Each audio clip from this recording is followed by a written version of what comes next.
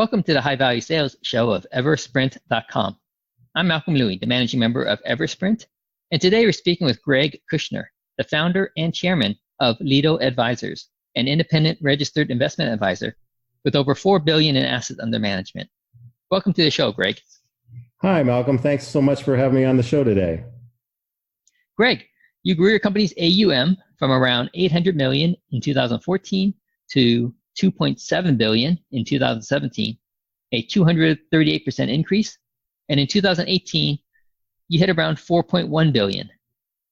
Before we talk about how you grew your company so fast, can you briefly share what your company does beyond my quick intro and how your company differs from the competition? Sure, Malcolm. Our company was founded 20 years ago in 1999 after I left public accounting, and I was actually spent 3 years working for a very, very wealthy family in Beverly Hills, California.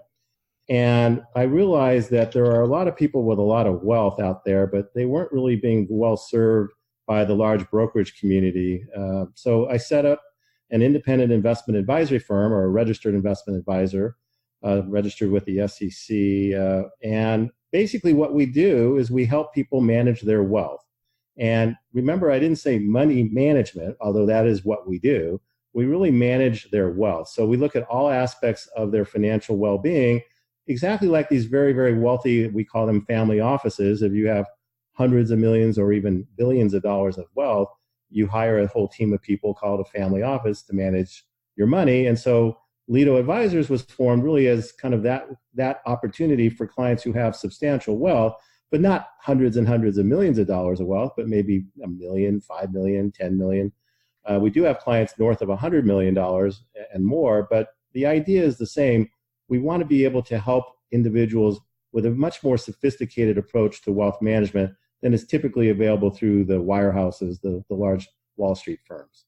And as you've said, our growth has been tremendous, and I think offering this kind of unique approach has really been one of the reasons for that incredible growth that we've been able to enjoy over the last dozen years or so. What would you say were the three biggest drivers of your AUM growth from 2014 to 2018? Well, one of the things that we hear over and over when we meet with prospective clients is, wow, you guys are really different. I've talked to these other competitors and some of the Wall Street firms, and they all pretty much say the same thing. This is not what they actually say, but this is what they're implying. They have very, very deep research, and they like to buy stocks low and sell high. Oh, really? Wow, that's a fascinating concept. You like to buy low and sell high. Let me write that down. Amazing. No, obviously I'm being facetious, but what they offer typically is, well, if the stock market does well, you'll do well. If the bond market does well, you'll do well. They typically allocate your money something like 60% to stocks and 40% to bonds, and they'll say, oh, you're very diversified because we have international and we have small stocks and large stocks. And the reality, and we saw this in 2008, all these investments had a correlation of 1. In other words, they all kind of went down together, and diversification kind of was thrown out the window. And what we do, I think, which is really a differentiator, is we actually do things that will perform well or perform differently in different market conditions. So, for example, for many years, we've been investing as a lender against real estate. We find opportunities through different third-party vendors where they will make loans secured by real estate. And these are all short-term bridge loans, and they will pay a pretty high interest rate, somewhere between 7 and 9% a year. And if the people don't pay, the operator then forecloses on the building. And that's obviously a pretty high motivation for the borrowers to, as I like to say, beg, borrow, or steal to figure out a way to pay off the operator, pay back on these loans. And so that's been an example of a differentiator where we do that, where a lot of these other firms don't have the bandwidth or the expertise to do so. Another thing that we've been doing a lot of over the last couple of years as the market approached and hit all-time highs is we do a lot of hedging, where we have investments in the stock market and we have the more traditional kinds of investments in the market, but we also do a lot of hedging so that should the market drop like we saw in the fourth quarter of 2008, this portion of the portfolio virtually did not go down at all or very minimally because of the hedges that we put on. And so clients really like that. If you think about the fear of missing out, FOMO as they call it, individuals have a greater fear of losing money than they do of not making money. And, as by definition, if you're a client of our firm at Lido Advisors, you obviously have a lot of wealth. You've accumulated a lot of wealth. And as I like to tell my clients, our job is to make sure you stay wealthy. And the best way to stay wealthy is not lose money, or lose a lot less when markets are really poor. I think that's really been the driver of our growth. That's what I've been told by prospective clients, at least, and clients. They really appreciate our kind of out-of-the-box thinking that we do, and I find that very few, if any, of our competitors do. All right. So I know I have in my notes here two drivers. One, that you will, for your clients' portfolios, you'll consider other investments other than just stocks and bonds. And the second one is that you also hedge against downside risks. Is there a third factor behind your growth? Well, I think one of the things is growth begets growth. The larger you get, kind of the more opportunities you have. If we were an $800 million firm, getting a $100 million client is a lot harder than when you're a $4 billion firm. That person's not such a large percentage of your book. I guess the other thing I would say is we've been successful in developing relationships with third parties whereby they have vetted Lido Advisors and when they have client situations where they need more advice than they can offer, they've partnered with Lido, and then we end up coming in and providing the wealth management services. And that's been also a nice driver of our growth. Right. Now the growth grew tremendously from $4 billion in 2018 in assets under management, from $800 million in 2014. Or rather, let me restate that: $800 million AUM in 2014, $4.1 billion in 2018. Was that all done organically, or did you have some acquisitions that helped add to your book of assets? Malcolm, that's an interesting question. It's all been organic to date, and that makes the growth even that much more amazing to me. We are actually now in part going because we have the size, and we're able to go after other smaller firms or advisors who have a relatively small book of business and want to kind of plug and play and be in part of a much larger, much more sophisticated firm than where they may currently be. So that's all organic, with the exception of a firm that we acquired at the beginning of 2019. Actually, we acquired a firm in San Diego, California. We've been working with them for about 4 years, kind of on a handshake basis, if you will. And we made that official. You might call it we were dating for 4 years and we finally got married. Or I guess you might even say we were living together for the last 4 years and we finally made it official and got married. But we are, like I said, finally looking to strategically add to our book, to our business through acquisitions. We just currently signed and closed the deal that will become effective October 1st, where we lifted out, basically is what it's called, a fixed income group out of a bank out of the Colorado area. And they're actually an LA-based team, and they're going to join us on October 1, adding to our firepower in our fixed income trading department. So that's an example of where we will have some inorganic growth going forward, where we can strategically add to our AUM and to our team with bringing on great talent. Right. Another interview I had with another investment manager, he mentioned how he foresees a huge opportunity in acquiring the books of many other smaller shops, because many of the advisors are approaching retirement age. Yes. So he's positioning his company to take advantage of that, making it easy to do the transition, making it easy to start building a relationship today, so that when they do the handoff, it's very smooth. In the client's eyes, they'll be working with people all along, right? The only thing different is that the primary advisor owner will be stepping out. How will you be taking advantage of that opportunity? We are absolutely doing that. That's a very, very well-known trend in our industry. There's the aging of the RIA space, the independent advisor world is very well known, and there are many, many people out there who have really not created a good succession plan for their business. And so those are, and I agree with the other gentleman you were interviewing, it is a great opportunity, and we are looking for those situations actively across the United States. We're not just an LA-based firm. We have offices across the United States and clients across the United States. So really, wherever there's a good opportunity to find good talent and a good business, we would be interested in talking to those folks. In addition to the folks approaching retirement, there's lots of firms out there relatively smaller firms that just can't figure out how to grow, and they get frustrated. And many times those are good candidates for us to talk to as well, because we obviously do know how to grow the business. We do know how to make things happen, if you will. And so we've talked to a few folks who really love what they do, but they don't want all the aggravation and administrative burden of running a small business. For example, the regulatory aspects of our business are very, very stringent, and we take compliance very, very seriously, and we have a very strong team. They could just join our firm, kind of plug into our compliance department. They can do what they like to do, which is really just work with clients or bring in new clients, and not have to deal with the reporting and compliance and administrative and payroll and all the other aspects of running a small business. So we've actually talked to a couple folks, and we are in negotiations right now, and we'd love to find other firms like that who can't grow but want to continue to be in the business. So it's a kind of a multifaceted approach to our growth. Folks looking to retire, firms that want to grow, or maybe people who don't want to deal with the administrative hassle, and of course, continue our strong organic growth. So how do you go about finding these advisors, these shops that are having trouble growing, or their principals are approaching retirement age? There's a lot of folks kind of dedicated to that industry out there, executive recruiters and other investment bankers. And so, we're actually relatively well known in that space. And again, because of our size, we're certainly within the top 100 largest RIAs in the United States, according to RIA Magazine, just recently published.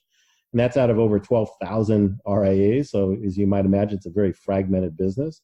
So I think through recruiters primarily, or other investment banks that we've worked with, that we are getting opportunities to meet other advisors. Also, some of the custodians of the world, the Fidelities and TD Ameritrades, et cetera, they many times will, if they know that an advisor like us are looking for what are called tuckin advisors, they will, if they're talking to folks, they will kind of make that introduction as well, because it's to their benefit if those assets stay within their custodial platform.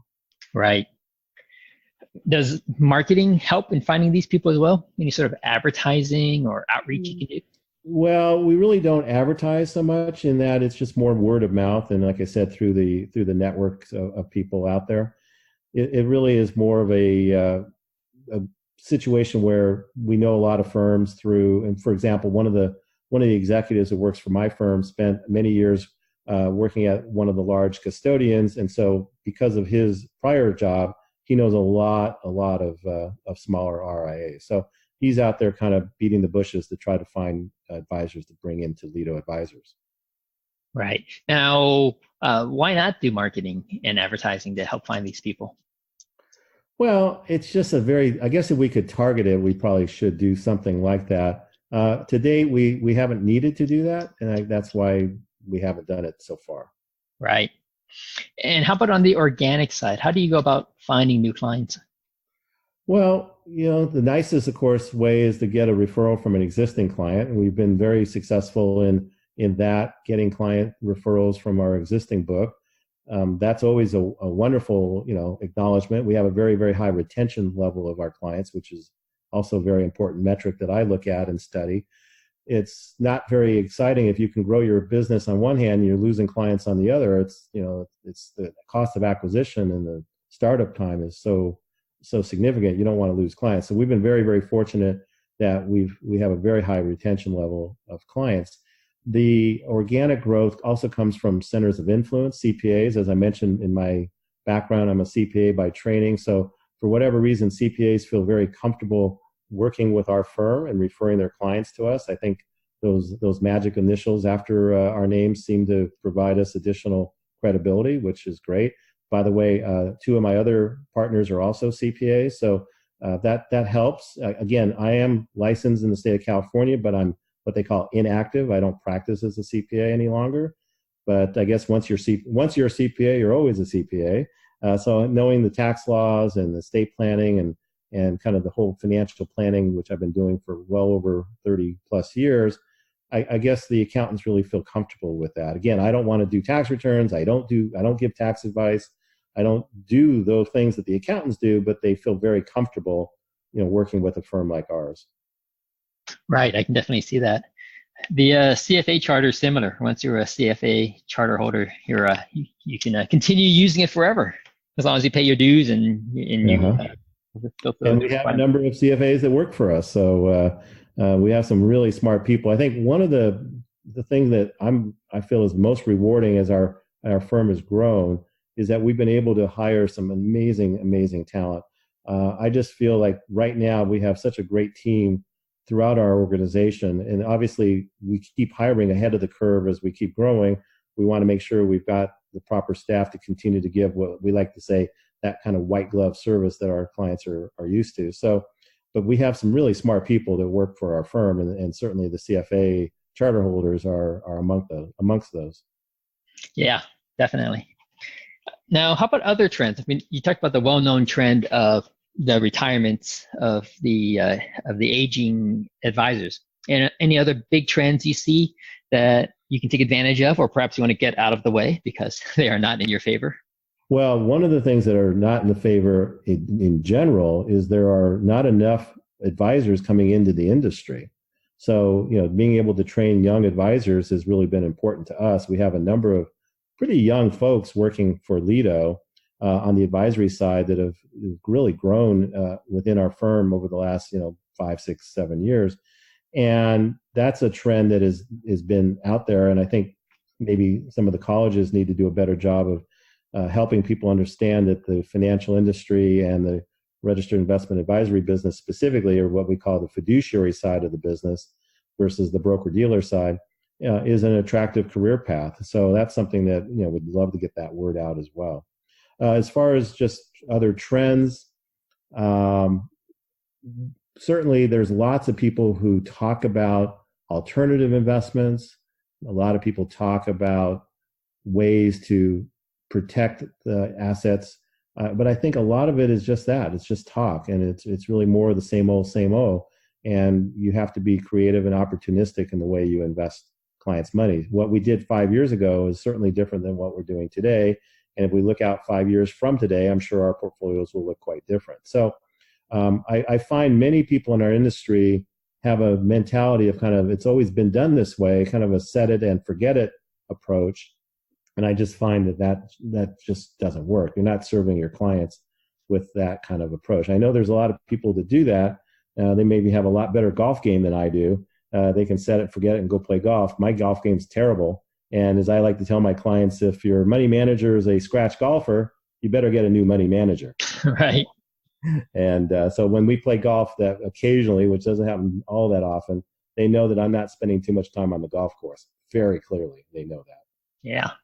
You bring me on board, they'll know that for sure as well, after they play golf with me. Yeah. It'll be the first and last time they play golf with me. Yeah, I hear you.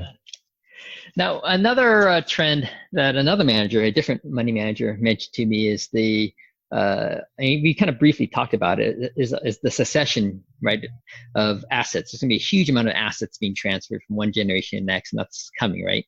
How are you positioning the firm for that? Well, and the studies all show the same thing, that a high percentage of assets when somebody passes away leaves your firm because you haven't done a good job getting entrenched with that next generation.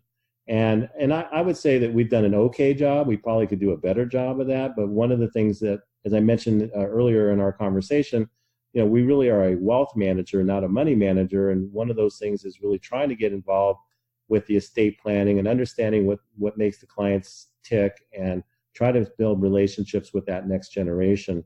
One of the things that I find that we're particularly adept at is understanding estate planning. For example, we have, for whatever reason, a number of widows as clients, and when there's a death, there's usually multiple trusts that are set up, and there's a lot of things that have to go on. And so we, as financial planners and as CPAs, we understand what these things mean and why we might invest money differently in, let's just say, an exemption trust or a bypass trust, which is kind of geared for the next generation, versus a marital trust, which is obviously set up for the surviving spouse who might need a lot more income.